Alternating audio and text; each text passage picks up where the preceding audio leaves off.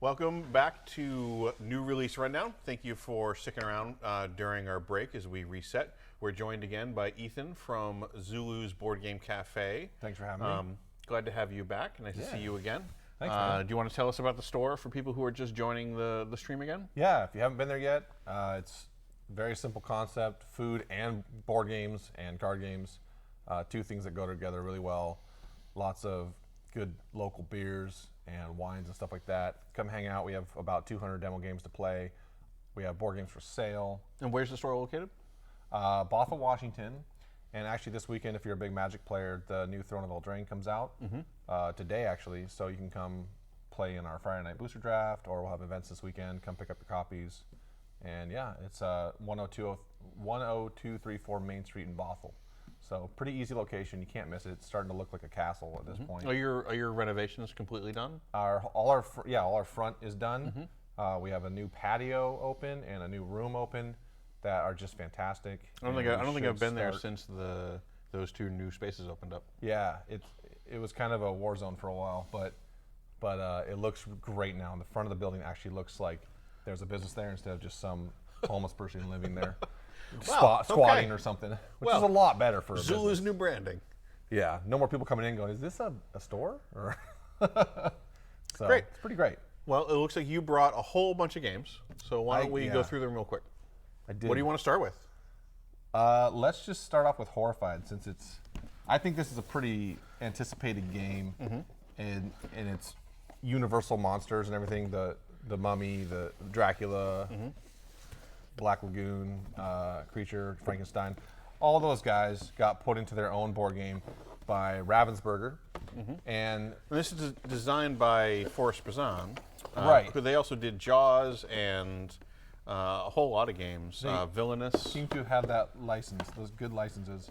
And what's nice is I'm going to figure out how to do this. a lot of these games that are based on movies back in the day were kind of cheap and cruddy, and they just get released to satisfy, like, hey, there's a movie coming out. Where now people are actually getting these licenses and making actual fun games with them. Yep. So, Yeah, like the industry has certainly developed to the point where I think we're able to figure out how to marry an IP and a license much more smoothly and synergistically. It almost feels like they're designing a game and then taking the license and the theme and putting it on the game that they've already designed a good game, as opposed to just trying to put something around it to get it out really quick. Sure. And what's nice is it kind of has a classic board game feel as well. It does. These figures are certainly there. They certainly have that nostalgia factor, and it's also a co-op game, which there's not a lot of them out there still, but the demand is there. I hear people ask for co-op games all the time. So I brought actually in 2-player games, so I brought a lot of those today. But this is basically co-op survival, and you are essentially playing I think they call them heroes in this game. And then they'll each have, different abilities, kind of like a pandemic. The famous hero, Dracula. No, they're monsters, but you play a hero.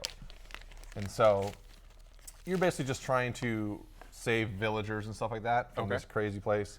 And you want to defeat these monsters. Oh, okay. And the harder the game you want, the more monsters you'll play with. For some reason, I thought you were playing the monsters trying to survive the villagers lynching you. That would actually be kind of fun if you're playing Frankenstein and you're trying to not get burned by a torch or something.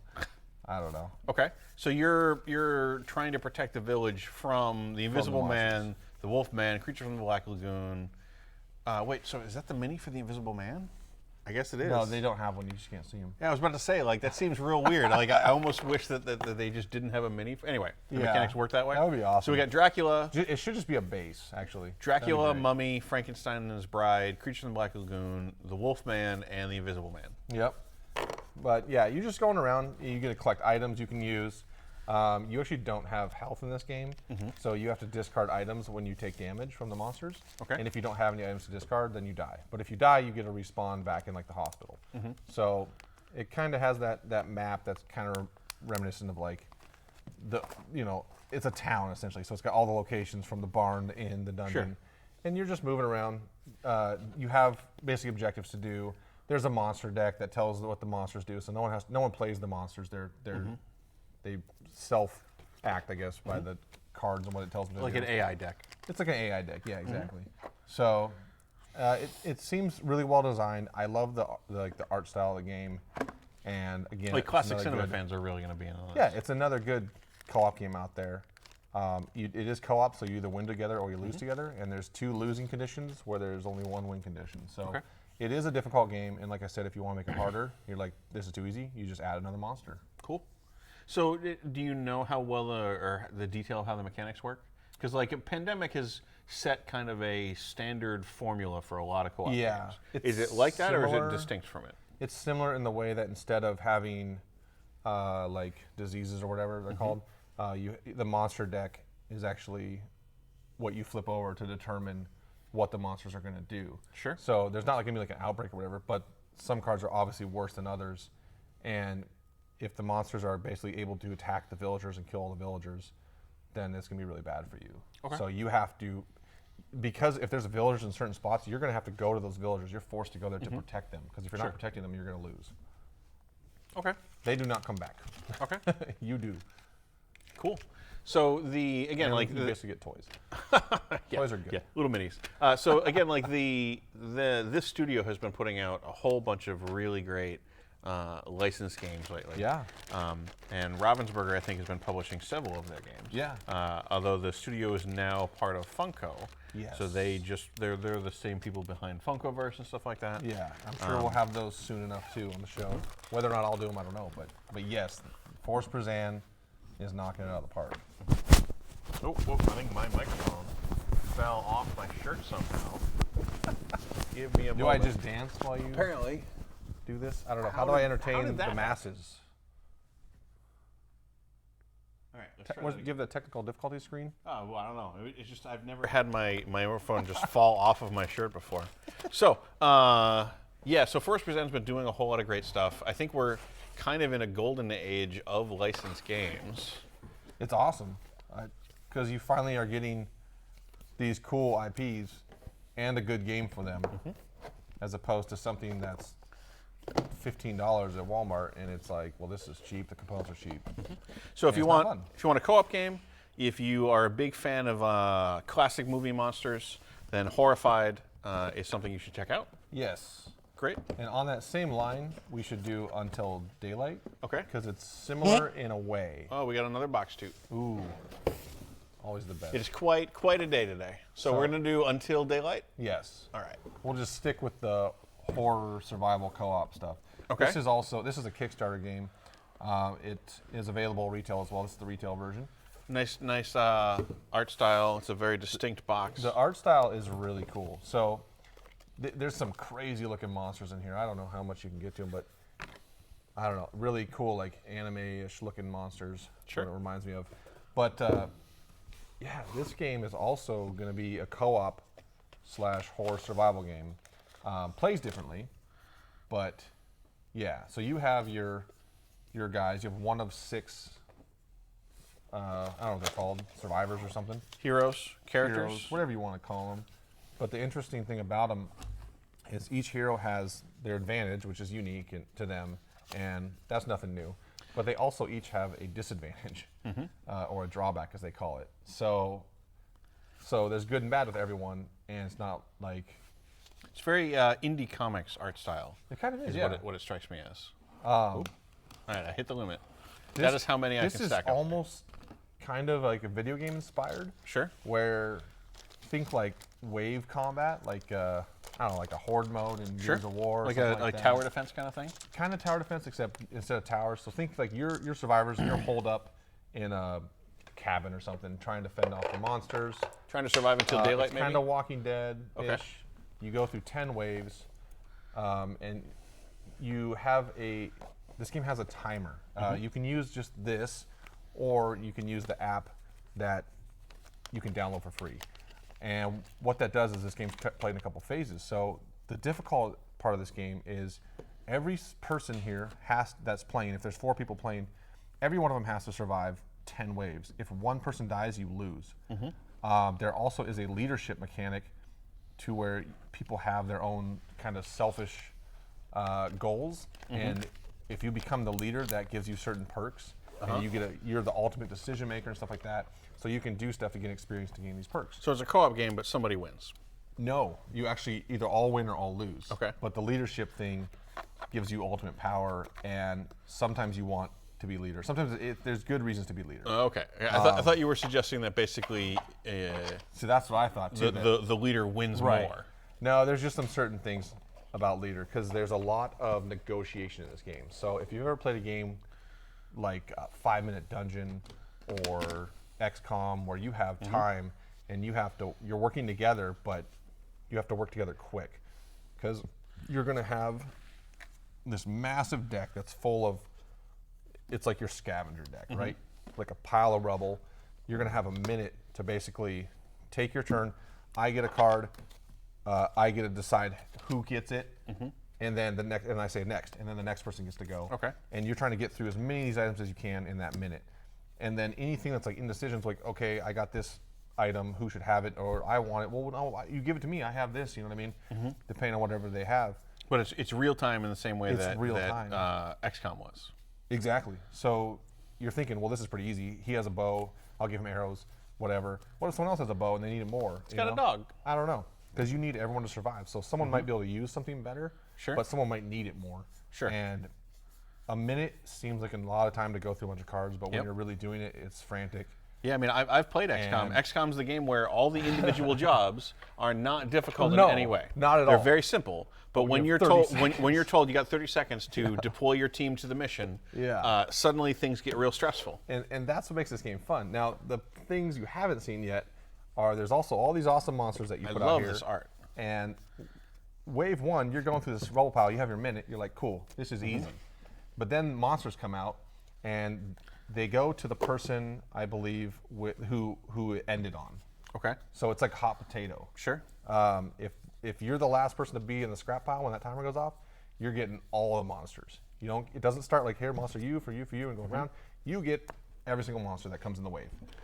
Now, everyone else needs to help you survive, and everyone will get to attack. Sure. A set of monsters. But then whatever monsters you don't kill, those attack you, and they do not go away. You have them in the next round.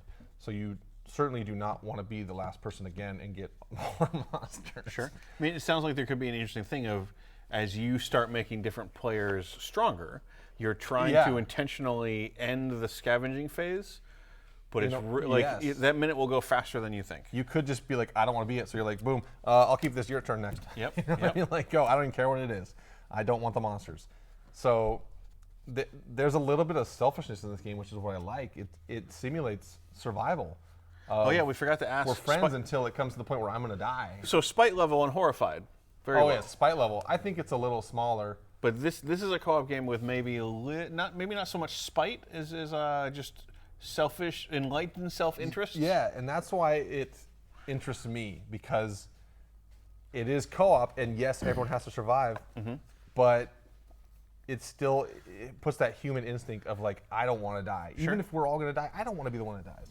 I don't want to be the one to. So we're scavenging items to make it better, facing these really cool art monsters. Yes. How does it sounds like combat is where a lot of the mechanics are? Yes. How do they actually work? How does the combat mechanic work? The monsters have symbols on them, which means what kind of dice you need to get. So X's are bad, the head is a headshot, and the body's a body shot. You'll need certain things like 2 body hits to do a damage, and all the monsters are 1 damage. A headshot's like an instant kill, and an X is a miss. So this one has like 2x for a head, and then 3. So it's going to roll 3 dice or something like that. Yeah, so you're gonna need you're gonna need different stuff to kill bigger monsters. Okay. But they're still just, once you get that stuff, they're dead. Kind of like the cards are in 5 Minute Dungeon. Okay. But with dice. Okay. The other couple Is things, the combat real time too, or is it just scavenging? No, that just the scavenging phase is real time. Then you have whatever time everyone gets to make an attack on whatever wave of monsters they want. Sure. And it's an escalation game, so near the end of the game, everyone's going to have monsters on them. Sure. And then you have to decide, am I attacking my monsters or someone else's monsters, or what am I doing? Like, I can take a hit, I don't know. You also have barricades and traps to help fend off the monsters. The barricades will take your damage, the traps will kill monsters for you. You can craft these things. And then on top of that, you're like, okay, that sounds like, that's a good game right there, right? There are also raiders that come and mess with you as well. And they're just other people in the world that are jerks. So very much. It wouldn't be a post-apocalyptic survival game if there No. weren't humans who are jerks. So think about it. Yeah, there's always like we're trying to survive, and then there's other humans that want to survive, and by taking your stuff or messing with you, or attacking you. How long does it take to play? Because you have to do 10 waves, you said. 10 waves. How long does it take to play a wave?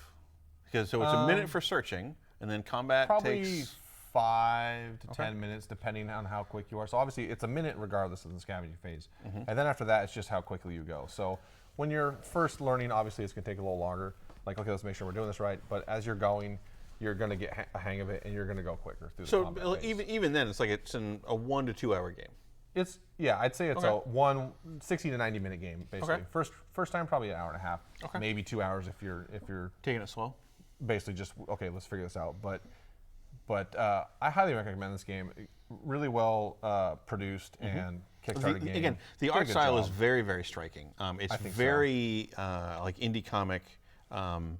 I really, really like how this looks, and I had not Yeah. seen this on Kickstarter, so this is a really pleasant surprise. Yeah, I love the giant like alligator mouths on the zombies. They're not just like your typical zombies. They look great. And I love that one of the characters you can be as a psycho. It's not just like or you can be a hipster. So some hipster people can psycho? play themselves. It's perfect. Or the haggler, that'd probably be me. I like it. All right, so Probably the one I'm digging the most this week. okay, yeah. I mean, it seems very, very neat. You want to put the dice back in there? Yeah. And I will figure out how to reinsert these. In the meantime, so I'm trying to think if I brought any other co-op games because I figured we'd just knock through those. I did actually bring some more co-op games, and I'm a big fan of co-op games, and not just because I like them, but because seriously, I get a lot of customers that are like, I want to play a game with my friends or family or my wife, and we don't want to attack each other and stuff like that, or we like to attack each other, but we don't want to do directly what like we don't really want games where when you die you're out. It's and you're just hyper sitting competitive, there. yeah. So where these games, if someone dies or you lose together or you win together. Yep. And either everyone's happy or everyone hates each other. So Yeah, I have the same situation. spite level a lot higher on that one. I don't know if we can get a graphic for that. Spite level just a little, you know. But you know, What would the graphic be? Just like a knife? Like this is 2 knives worth filling of up. spite. maybe just A knife and a back. maybe just someone's face, like your face, and it just gets redder the more redder it is. Yeah, because I need my face to be red. Maybe we can get some flame animation going. I don't know. Yeah, so that sounds really good. turn Like into my, Ghost my, Rider. my wife is huge into co-op games. We really like co-op games a lot. Cool. But yeah, it seems like co-op games where you kind of build your own thing and people can't screw with it, and Yeah. 2-player games are all, I think as the hobby grows a lot, I feel like those are the kind of categories that are drawing a lot of attention. Absolutely. Right, so we'll you had one more co-op We'll game. do you said one you more wanted to do. co-op game. Now I haven't done this one yet, but I've done a lot of research on it because it really interests me, and I'm gonna try to play this one this weekend. Okay. However, I'm interested in for a couple reasons. One, Cosmos has been nailing it with these small box games. So they do the Exit series, which is Escape Room in the Box, and you know everyone either loves them. They've gotten really well received. Like if you're into escape rooms and puzzles, they're a one-time playthrough, and they're awesome. This is the next thing from them. This kind of taps into something that is part of my past. I like adventure games, so anything from like what's that, like Mansion? Mist? What's that weird mansion game? Myst is up there. Something Manor, I can't remember. Haunted Manor? King's Quest. Sure. Space Quest. All those sorts of games where you're trying to figure out what to do. You're in a location. You Like need to find a cellar. items that work with other things. Yeah, so there's all these numbers on here. Or a and door. There's multiple ways to solve these problems. This doesn't look spooky or dangerous at all. Well, it is the dungeon. So you're in a dungeon, and yeah, so think it kind of like Myst actually, because if you think of Nice decor. these locations, and you're in there, or they even make cell phone games that are kind of like this, and then you have all these numbers, and you're grabbing those cards, and you're trying to figure out how you can use them to go to the next area and stuff like that, and get through this thing. I believe it also plays in 3 parts or something like that. Okay. And they say that there's replayability, that you can play these up to 6-7 times and try different strategies to get through things. So you don't destroy any components or anything like that, like you do actually for some don't. of them. Okay. Yeah. So Our train buddies can here. also give it away. Train buddy. Oh yeah. Yeah. We need to get an emote for when the train goes by and says hi. Do we just start talking louder? Nope. Just Okay. toot toot. Train buddy. Oh. Thomas is here. Yeah. So flipping through this rather thick rule book. Yeah. My immediate thought is this was very like choose your own adventure-y or very Arabian Nights-y. Is that accurate? It's kind of choose your own adventure, except more, I don't know if I want to say puzzle solving, but it's more like just trying to figure things out. And so, What it's Sherlock Holmes Consulting Detective. yeah, Seems kind of like that. Kind of like that, yeah. Okay. Just on a different level. More component-y. I think this is their like the exit line is on its, I don't know, 15th title or something now, and they're great games, and they're trying to do the next thing that's along that line, but a little bit different. These ones are only $5 more, but you'll get more play out of it, and I think it's a little. There's still thinking involved, but a little less puzzly, no decoding. Yeah. I feel like this would be a little more up my alley. Because it seems like it's a little bit less, did you figure out the puzzle? Yes. And more, did you pay attention to the details? Yes, and how did, like, I think there's like a bunch of, so see there's all those numbers on there correlate to the book. So there's more of a story involved. And what I read in there is, like, one of them I flipped to, it was like, the adventure book. Book. If you look the thing up and you have collected card 80, then go read entry 91. Exactly. If you haven't, read this other entry. So yeah, like it does kind of remind me of Sherlock Holmes Consulting Detective or Mythos Tales, I think is the Lovecraft version. Yes. So maybe a little like not quite as mystery heavy, not quite as puzzle heavy as the escape room games, but a little bit of a mix of both. I think so. Okay. And that's why I'm really excited to play it. I just it seems really intriguing. But and so there are 2 out so far. There's these 2. Yeah, this one is based on. It's called The Dungeon. Obviously, you saw the pictures. It's a dark dungeon. You're trying to figure out how to get out of there. This one, Monochrome Inc, is like the opposite. I think it's actually like a corporation or something like that. You're at a biotech company with some nasty secrets. Of course, you're at a biotech company. So they're always doing weird things there. So expect some strange things to be happening in Monochrome Inc. Strange things at the Circle K? I would imagine. Also, just to note out that I think the dungeon has a lower age. It says 12 up, and this one says 16 up. Okay. So I'm assuming that this is the harder of the 2. Okay. But they have the exact same. Or the more risque of the also 2. they have my favorite thing. Oh, they don't have it. Spite? Is it a this spite one has meter? storytelling. No, Oh, my favorite thing on exit is it says it's like fun 5. It's like, why would you put anything but 5 on your game? Yeah. But I guess they went away from that. All right, why don't you put those over there? Cosmo says this game is awesome. What game would you like to go to next? All right, I'm going to do Godzilla because it's right here, and I really like Godzilla. Okay. And this is a card game. Go Godzilla. That's right, the Blue Oyster Cult. So, All right, this is not going to cooperate. We've already discussed our problems with this box. sure, But it comes with No, it comes They're with not posters. playmats. it's a cheap playmat, but it comes with 4 because the game can be. Look, a lot of card games you buy them, and everyone needs to buy stuff. You really only need one friend who's way into Godzilla. You could buy this game, and you have 4 people. Yes, if you want to play Godzilla, I've already bought it. So it comes with these playmats. You want to play Godzilla, go to Zulu's. I'm sure, yes, exactly. You can demo this game. You can demo any of these games at Zulu's. It comes with this chintzy playmat, but I'm sure they'll make a better one later if you're way into it. But it works enough, and you don't even need it. It's just there to help you understand. The tracker's a little different, but this game is based on what they call the Chrono Clash system. And that means a few things. So they've already come out with a game based on Naruto Shippuden? a few months ago. It's like Naruto Boruto. Oh, yeah, card game. Boruto. Yeah. Boruto? His son, So I don't know a lot about as everybody knows. Yeah, I don't know a lot about that one. I'm sure some of you out there are, know. You're not up with the Naruto? I'm not. I'm not as much. Just throw your arms But behind you and run like a ninja. Godzilla is awesome because it may be the most popular franchise that's never made a good movie. I mean, they're all good movies, but like IMDb wise, Rotten Tomatoes wise, they're not. But They haven't gotten the validation that they no, deserve. I don't think Godzilla's won an Oscar yet, which is baloney. I mean, he's a Super great Mecha actor. Godzilla deserves an Oscar on its own. Absolutely.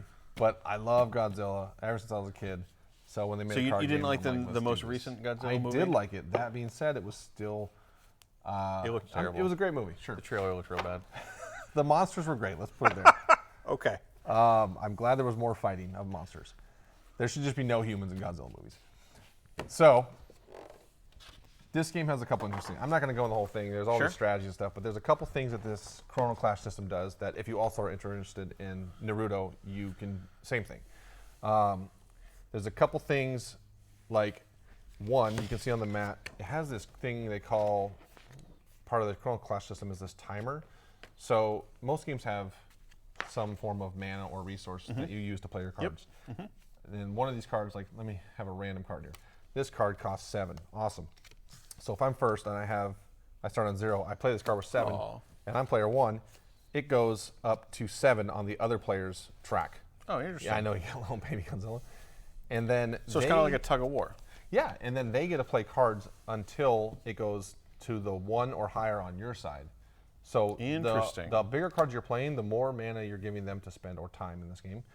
And you have to be careful because there's only one main phase where you do whatever. You play your cards, you attack, and you attack singly, and you do that all in one. So if I play a card and I go past that threshold and I didn't attack, then I don't get to attack. Sure. I screwed up. Okay. There's a couple ways to attack. You can attack their creatures that are tapped, or you can attack their guardian stack. And their guardian stack is basically at the beginning of the game, you put 5 cards face down, you flip it over, and they fight the monster that's there. Or it's an action and it gets discarded, but it has some ability. Sure. Now, easy, whatever. There's 2 other things in this game that are pretty cool. One, some people are going to think is great, and some people are going to be like, this is insane. And the first time you play this game, you're going to be like, this is the most confusing game I've ever played. Because this giant thing here has give to me. First of all, you get instructions in every language, if there were only 4 languages in the world. So we have Italiano, I use Francois, and Espanol. Even in English, it was hard to understand. So the game itself is really easy. Okay. The difficult part is there are no text on these cards other than the name of the card. It has icons, and you're like, cool, what does barbell mean? It means that he lifts, bro. You would think. So then you go here and you look at barbell, and it's called toughness, and then it tells you what it does. Lifts. So there's all these symbols. So you got to learn you the have to understand. language, basically. Yes. Okay. And there's also an Chat is already complaining that it is too difficult for their old brains to learn how to play new games. And I just want to say that the best way to deal with that is to learn new games. Keep learning new games, and then learning new games gets easier. The first game I played, I was like, what in the world? The second game I played, I was like, I got this. This is easy. See? So honestly, One time, if you two can play time. Magic or any of those games, Magic is a way more complex game than this. And so it's just like easy. It's like, this means when you do damage, you can pick this target and give it -3 strength. And so once you understand that system, the game's super easy to play. The other thing about this game that I like is you have these big cards. So you'll have a deck of like 6 big cards. We got our Mechagodzilla and Godzilla over here. Oh yeah, and we'll go with, we're not worried about deck building or anything like that. But in order to play these cards, like this guy's massive. So you have different versions of the monsters, and some, they get bigger. This is the monster form. This is the best version of Biollante or whatever his name is. But in order to play him, you don't spend time.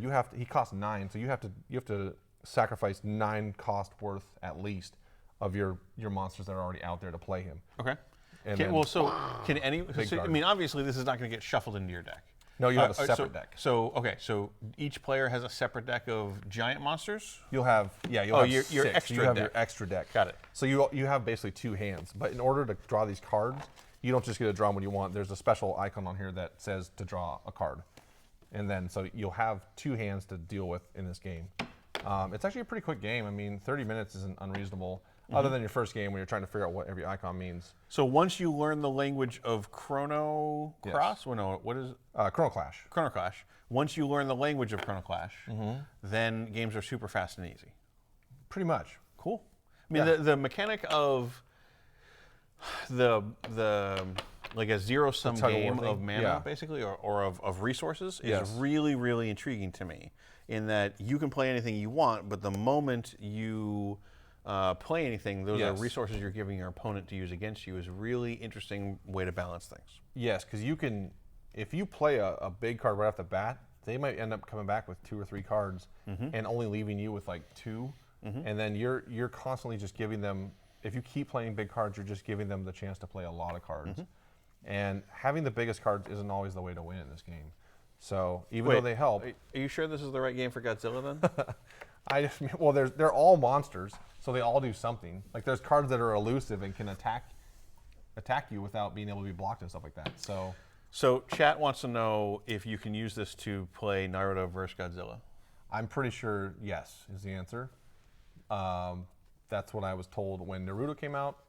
I said, hey, there's Godzilla coming out, and they're like, yeah, you'll be able to play them together. So I would imagine they use the same terms. Okay. Which actually, one thing I didn't talk about that I like is you can send monsters on quests, and what that means is basically I'm not even going to quests, but it doesn't super make sense in Godzilla, but it's part of the system, so it has to be in there. Otherwise, you wouldn't be able to do that. You don't think Godzilla can go on a quest? Well, Godzilla's a big boy too. He wants to have adventures. But there's not, like, quest isn't really like a card where they have to do a certain thing. It's just the same thing. Sure. You like tap them, and if they either fail or succeed. I don't know. If you want to know more about quests, you should buy the game. Or come play it at Zulu's and I'll teach you. Kind of funny, the graphic design of the cover makes it seem like it is a Godzilla model. Yeah? You know, not a board game or a card game. It does look like a model. Yeah. All right. So, spite level on that one. Is it high spite if you're introducing your friend to it for the first time without teaching them about it? Yeah. Okay. That's the Otherwise, only way. it's a competitive game. If you both have learned the Godzilla Chrono Clash system card game language, okay. Speaking in Well, icons, Will is you're apparently good. all in on this. The first time, though, oh my God.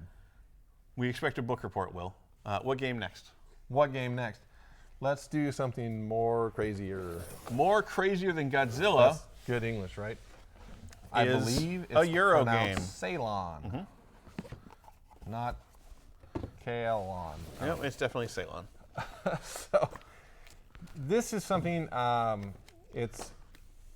This game I believe came out overseas last year, and it's come to America now or whatever. Is this one from another game from Europe? Yeah, it's a total Euro game. I'm not even sure who makes this one. But massive board. It's themed on the tea industry, working in the tea game, trying to get ahead. And in India, it looks like?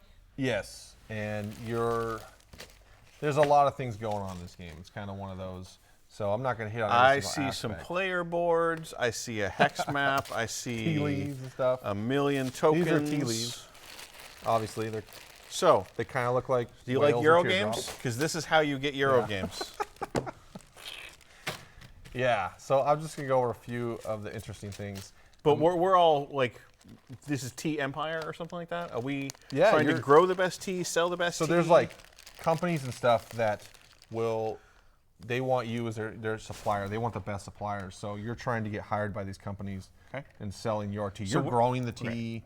So we're the tea growers. Exactly. Trying to sell it. And then you want the contracts from these guys. And all you have to do is get the right resources and stuff like that. Is And there then a there's fair actions. trade element? It's a simple game in the way of, here's what you need to do this action, you take that action. But you have multiple things you can do. Now, the most unique mechanic of this game, and I'm not saying other games haven't done it, where's the cards at? Did this come with cards? No.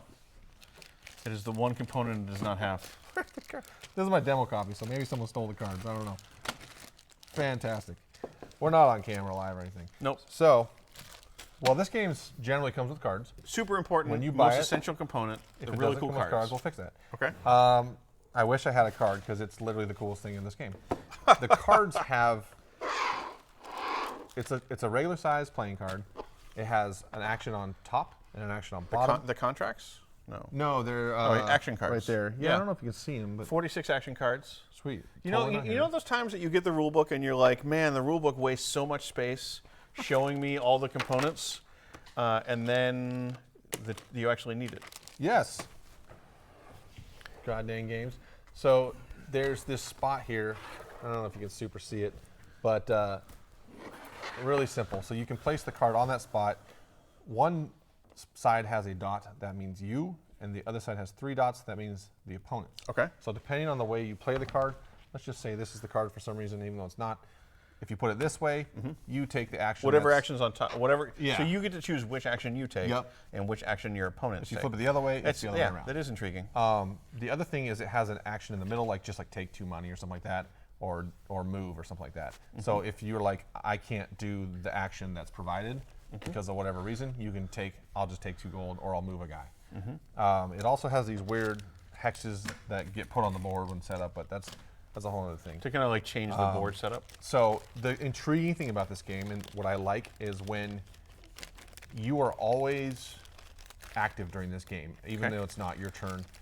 There's always something to do, and I really like games that do that, like space-based and stuff. But usually those go on rolling dice, or this goes on. It feels like Puerto Rico, something like that. It's actually has a lot of ties to games like Puerto Rico. And it has a little bit of like Century Spice Road built in there. Sure, or Valeria Card Kingdoms, where exactly. your abilities will trigger. Just no dice, basically. Yeah, because you're putting the card down, everybody's going to be able. Everybody takes actions on everybody's turn. Yep. It's just the person whose turn it is chooses which actions are taken. Yes, and the only randomness is everyone will have 3 cards, and each card will have 2 actions on it essentially. Okay. So those are what you get to pick from to do your card playing and stuff like that. And chat pointed out that this is Colonialism, the board game, but the East India Company. But it seems like you're not playing the corporation who is exploiting. You're playing the growers of the tea. You're playing the locals who are potentially being exploited. Yes. Okay. So it's a slightly different perspective. You're trying to be the best grower of tea, not something else. I keep looking at these and thinking that they're going to be the same if I can just flip them over, and they're not. I'm also told it's kind of like Terraforming Mars, which shocker, I haven't played Terraforming Mars. But it looks better than Terraforming Mars, I'll tell you that. It's similar to that. Oh, no, I'm sorry. That's Pearlbrook. Never mind. Okay. Getting my games mixed up. All right. Ceylon, yeah. Puerto Rico. Okay. So like a modern kind of 2,000 components, resource cubes, stuff like that. Tiny little meeples. Cool art. Theme that hasn't been super overdone or anything like that. Yep. Graphic design looks nice. I mean, that's kind of what we're at this point. All these games are similar. We were talking in table takes about kind of knowing the same basic mechanics and then having them like reappear across different themes and whatnot. Yeah. Right, and that's just how it goes. And so I'm really intrigued when games introduce new mechanics, but they also have to be executed well. And now I need to find my cards. Damn you, demo game. Or did it not come with cards? I don't know. I mean, it said it came with cards. I feel like they're important.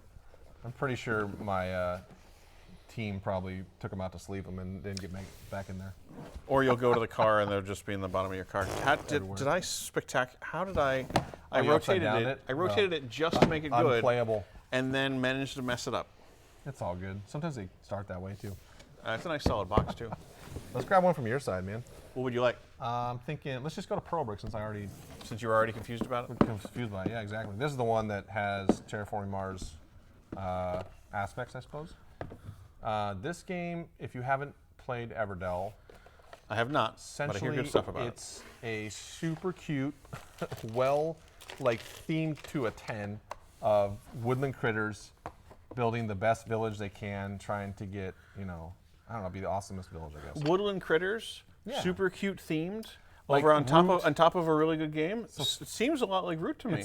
It's literally like Root, but in Terraforming Mars combined. Okay. So think mild worker placement with a ton of like engine building and stuff like that. A little bit of Seven Wonders style, where it's like if you have this card out, this card comes out cheaper or works better, stuff like that.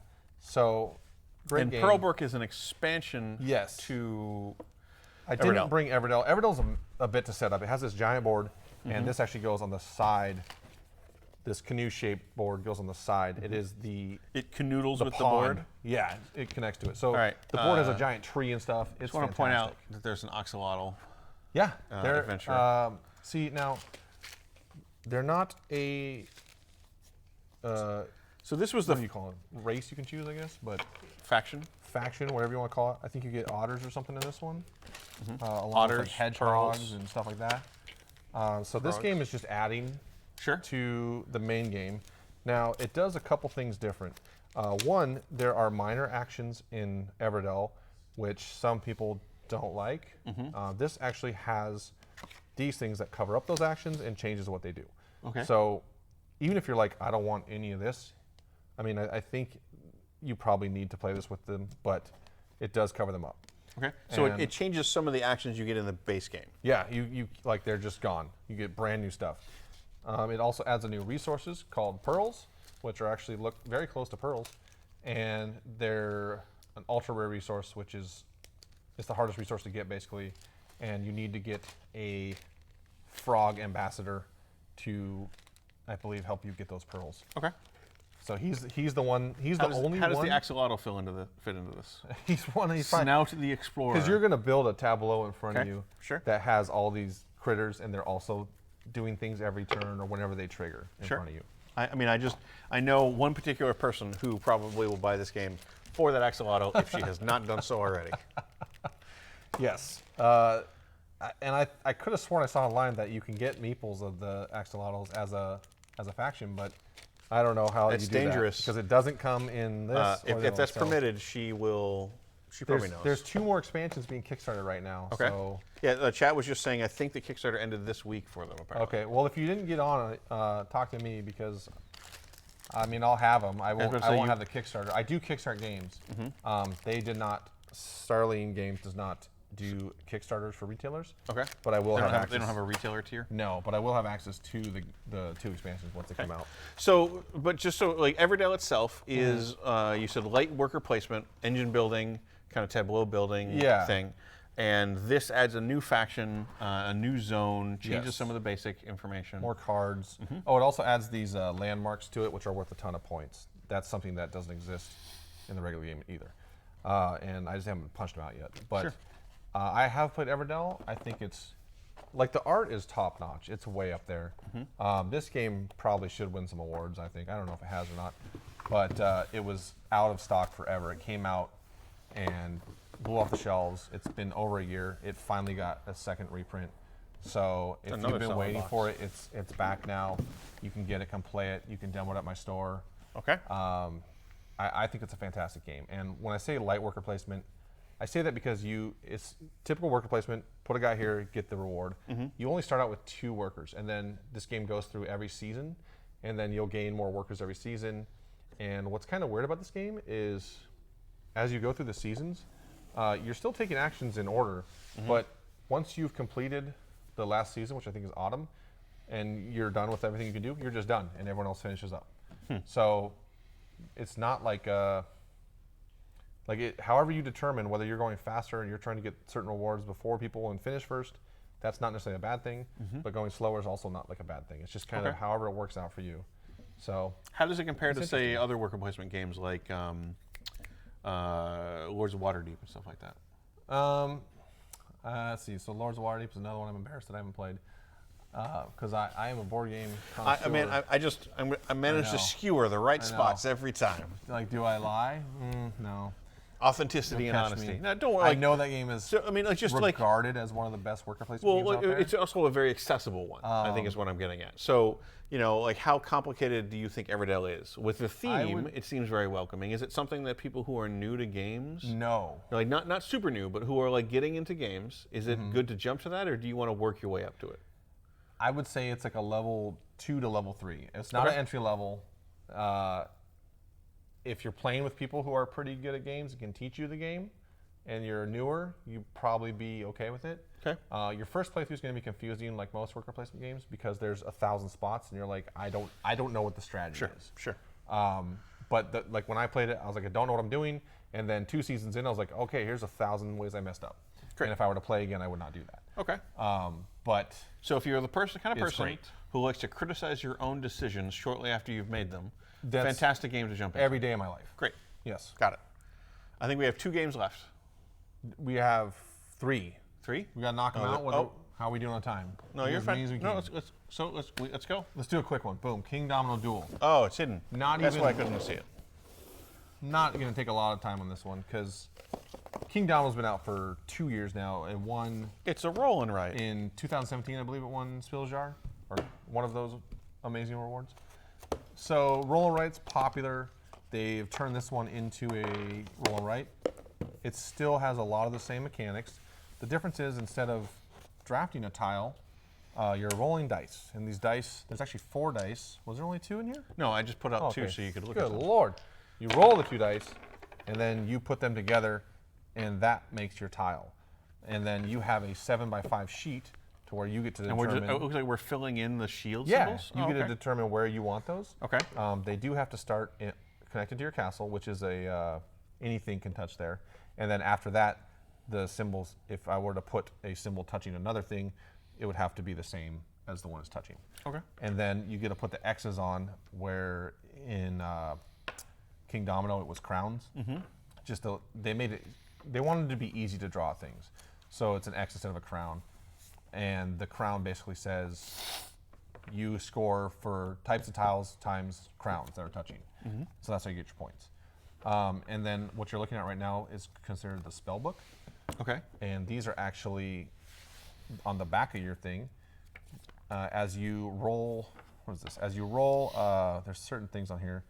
The symbols, I think it's for the ones that don't have an X, you get to mark off on your board. I believe that's correct. Okay. Sorry if that's wrong, but you get to mark them off, and then the first person to finish the column or the row gets this power. The first 4 are for the rest of the game, and the bottom 2 are immediate one time. And so basically once you get that power, you get to circle it and you get to use it forever. Like now you can line up your tiles however you want. They don't have to match. Sure. You get it. The way this game plays actually is you roll all 4 dice, and the person whose turn it is picks the first one. The second person, it's strictly 2 players. I should probably mention that. The second person takes 2 that they want, and then the first person takes the last one to make their tiles. Sure. So And the rules are this sheet, so they're not very complicated.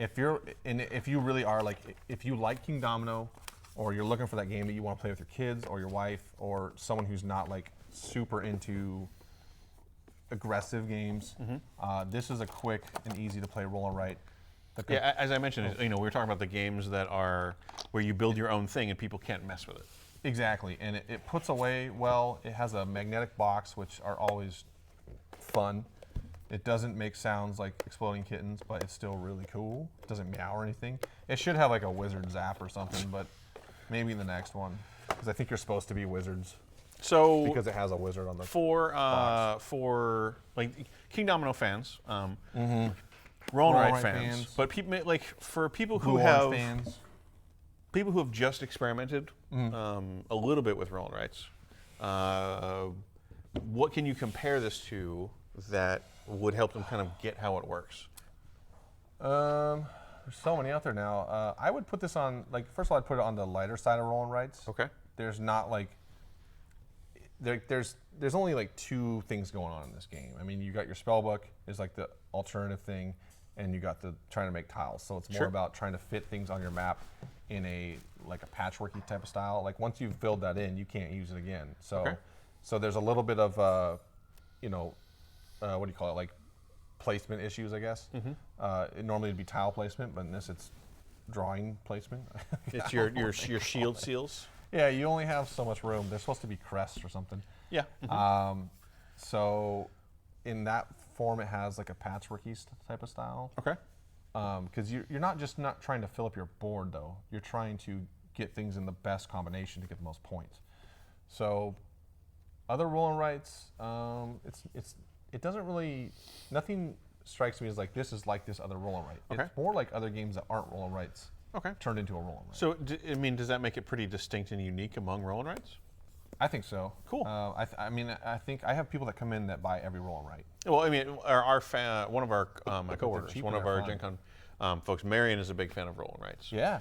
So I'll have to make sure to tell her about that if Right. she is not I already mean, I aware. think some advanced gamers are going to love it, and some are going to be like, nah, I want a lot more too. Sure. I want more mechanics. But if you like just quick little games, you can play 2-player, not super heavy thinking, but just enough to where it's fun and it has replayability where you're like, okay, I see. Next time I want to try to do this. Well, strategy. we were just talking about, again, games where you can't mess with other people's stuff, Yeah. and 2-player games. So it fits that. It sounds like it would be pretty. Blue Orange does a good job of that sort of stuff. Great. They've made a lot of good games, so Right. What do you want to cover next? just it.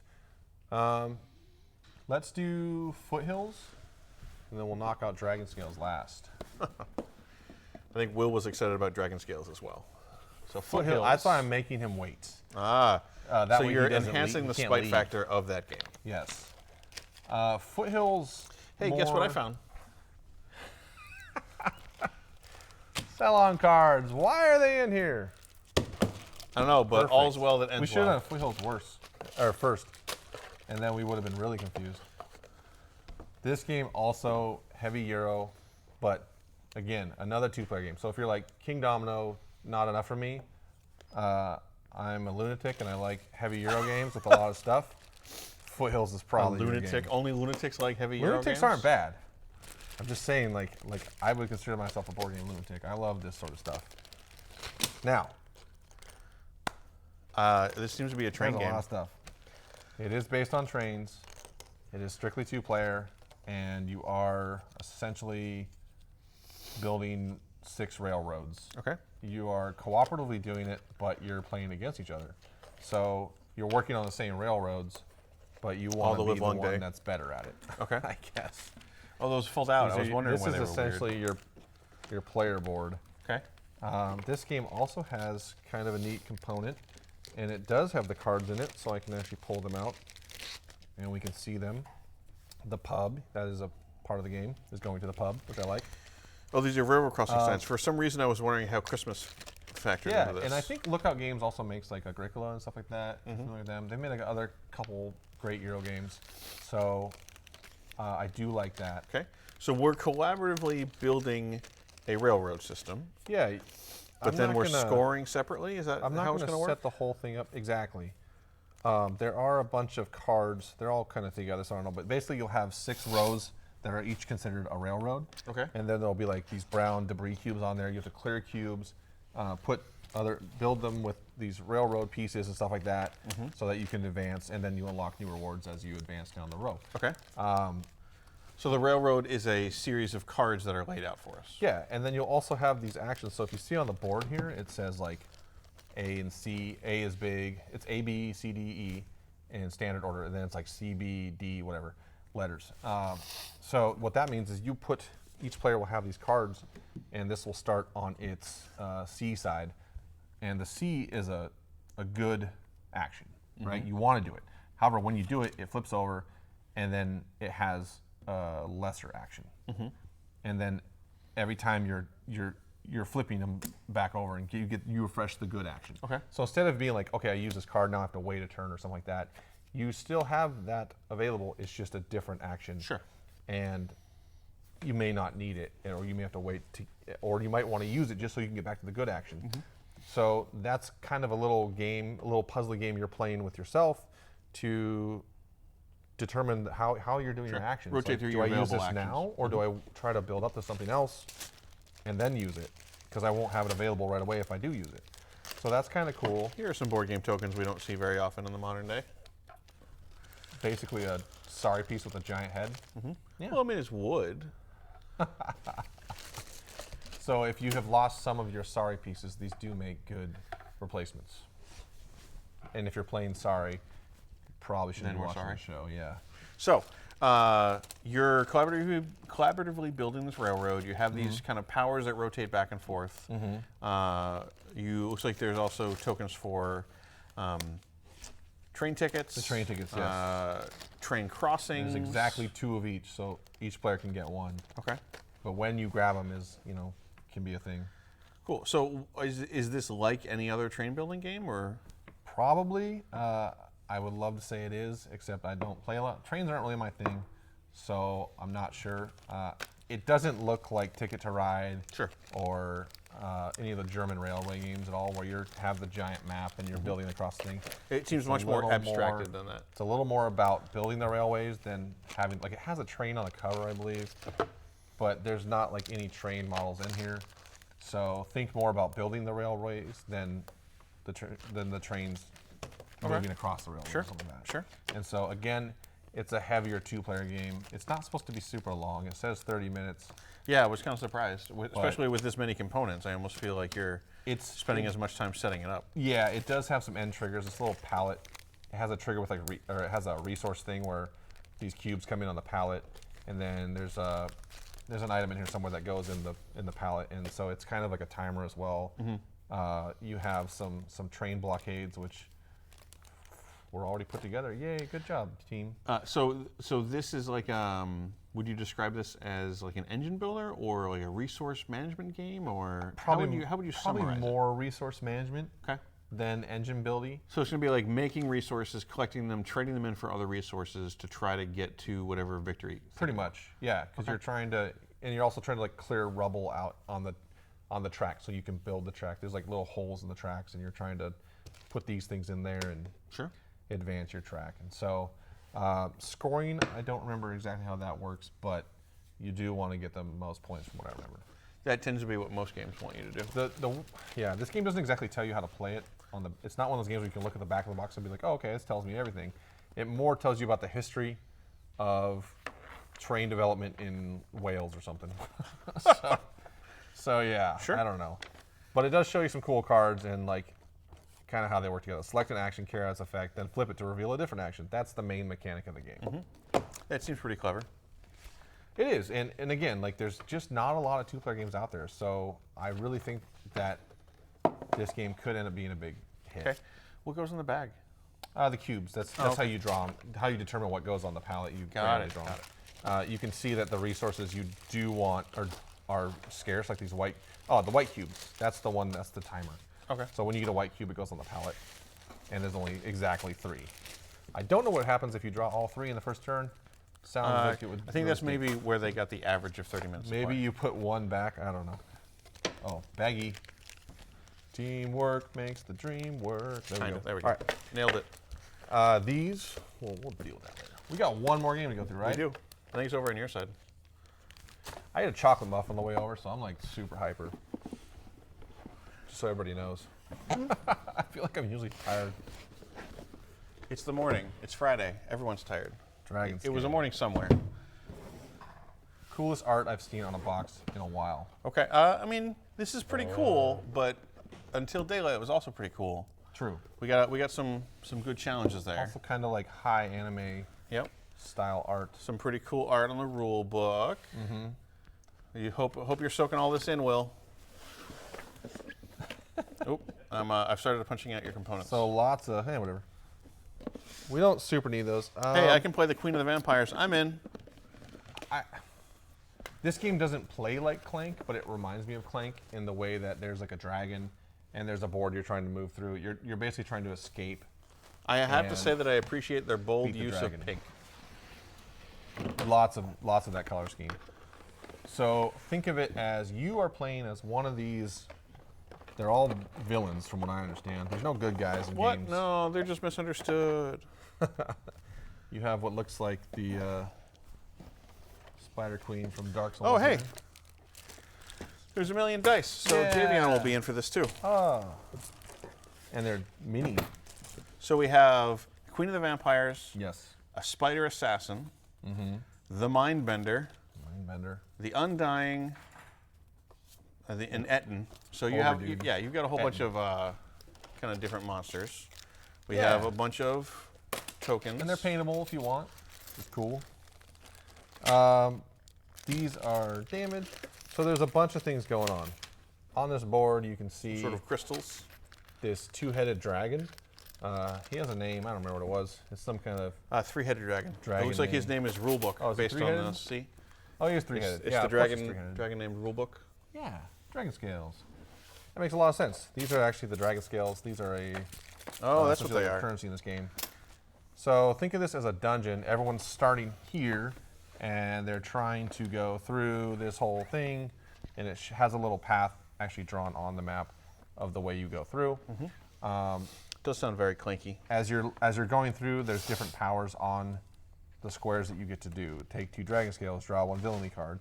So it kind of has that old school board game style where you move and you get a reward. So there's a movement die too, so there might be a little bit of roll and move. The game actually starts with 3 types of damage. There's damage for each dragon head. You got red cubes, yellow cubes, and blue cubes. When you do damage to the dragon, you get to choose which head you're attacking, and you get to take those cubes off and put them in your tableau area. Those will end up scoring as points at the end of the game for the amount of damage you've done. Okay. If the dragon gets defeated, then the player. Then you go to scoring essentially, and then the player. This is not a cooperative game, although you are fighting the same dragon. Are you sure that the Undying and the Spider Assassin and the Vampire Queen are not cooperating? They're not. Seems friends. weird. Like they're all evil. Like usually when you have a team of heroes, they're all friends. When you have a team of villains, they're working together, but they don't like each other. They all want to be the best villain, right? They're all cats. Okay, so We can go like that. There's also a bunch of rolling, and this is the system in this game that I think is the most unique thing that I have seen. okay, So when it's your turn, you get to roll your colored dice. Say I am purple. I roll all my purple dice, and then I look at the symbols. I match them up. I got a skull, a shoe, which is a boot, a sword, and a shield. I didn't really get a lot of matching. Okay, this is horrible. I got 3 dragon eyes, which means that I've angered the dragon and Dragon's he's going mad. to hurt me. And then you put them in their corresponding spots on this board, which has the same symbols. The cool thing is when the next person goes, if they roll more of a symbol than me, they push me over a spot, and they get to be in the number 1 spot. Or if they have less than me, then they go in the next available spot, like a 2 or a 3. sure. And then when we get to that phase, each spot, it says 1, 2, 3, 4, and each spot that you'll do the action that it says underneath the spot. Some are good, some are bad. The other cool thing is it scales. So there's 4 spots, but if you have to be playing with 4 players to get the 3rd spot unlocked, and you have to play with 5 players to get the 4th spot unlocked. Okay. So there's always going to be one that's basically, if it gets full, someone's going to get screwed and not get it necessarily. That's kind of the most interesting system of this game. Other than that, you're just So you're going basically through you're trying rolling to get dice, matching kind of symbols, and Yes. the colorful things. the group symbols end up triggering abilities based off those symbols. So like, Yeah. let's look at some of these things here. My dice.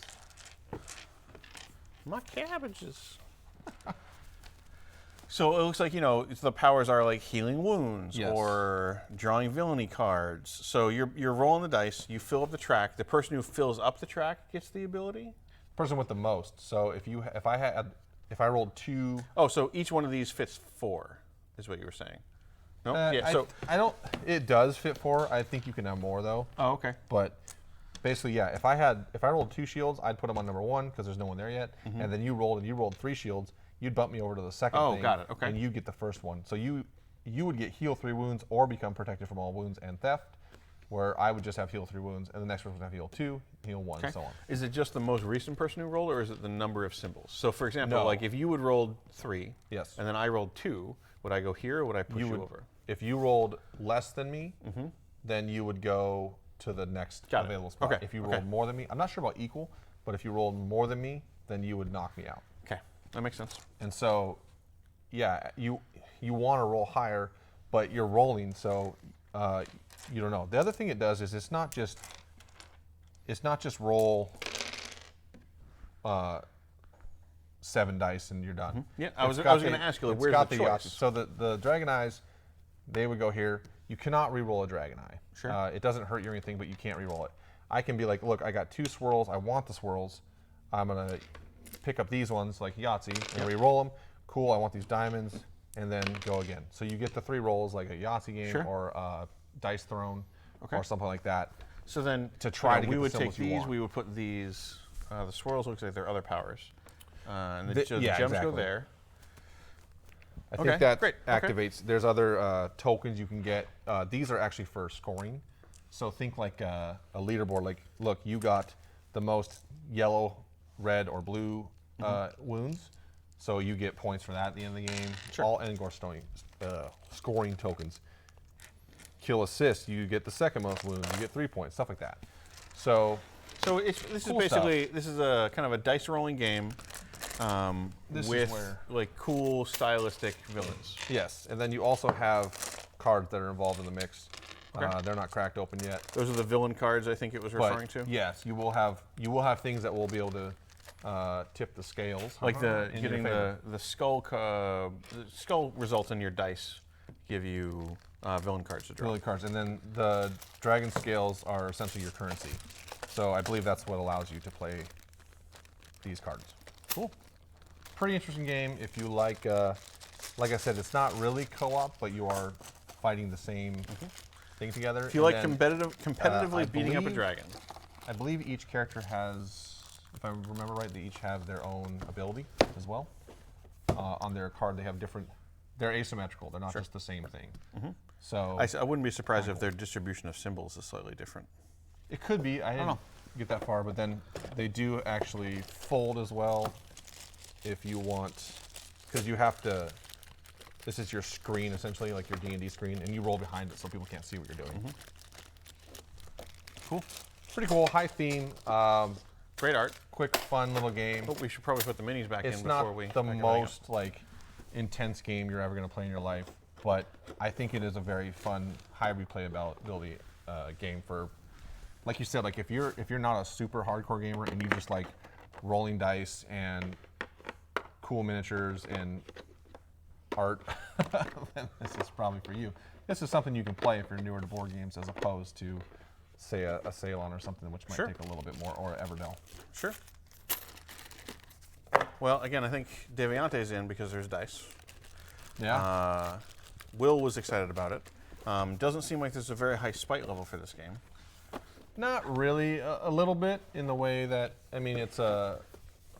You could end up screwing someone, I guess, because the time on this game is essentially if someone escapes, it triggers the end game. Okay. So if you're going too slow and getting all the rewards, and then someone triggers the end game, you may not get to do what you wanted to do by the end of the game. That's the very Clank-esque aspect you were talking about. Yeah, exactly. Or if the dragon kills you, you can be like, son of a gun. That's how I say curse words. I don't think that's true. I feel like you're deceiving me again. Biscuits and gravy. I lost. But yeah, the art style is very, very cool in this. I love it, and it's got the Dice Tower Essentials on it, so I don't know. I've heard of them. Great. Thank you. So I think that is everything that you brought. Oh, and one more thing. Whenever I come on this show, if you come to my store, you can obviously demo any of these games. Whether or not I will have time to teach you is another thing, or someone. But I will You'll be have taught by celebrity Ethan yourself. Absolutely. I will have these here for demo, and if you want to purchase any of these by, let's say, the end of October, they will all be 20% off. Cool. That's exciting. So go visit Zulu's and come visit Zulu's get in Bothell. Dragonscales. Look us up on Facebook or Google. We're on there. All and the things. Things ended up ended up happy because we found your Ceylon cards. We found my cards, so that would have been a nightmare. It's like when you put your CDs back in the day, you put them in the wrong case because you're putting them out, and then you're like, oh, I want to listen to this CD, and it's something completely different. You're like, Kenny Loggins, how did you get in my Godsmack CD? This is wrong. Yeah, you know what I'm talking about? Yep. Yeah, Good analogy. I'm sure that Kenny Loggins and Godsmack happened to all of us. Well, some of us have. But now the future, we are saved from that. But thank you for joining us. Thank you for bringing these games. We always appreciate having you on. Chicken in here. And we hope everyone will join us next time. Remember, so next week, 11 a.m. on Friday, we will have table takes. And then at about 12:30, we'll have new release rundown. On Monday nights at 5 p.m., we have the Brothers Murph. Wednesday at noon, we have Fireside with Peter Atkinson. He's still going through the history of magic. That's awesome. It is. You should check it out. I will. And hope everybody will join us for that. Thank you for sticking around today. Buy some new games. Go check something out. Thank you very much. Thanks, guys.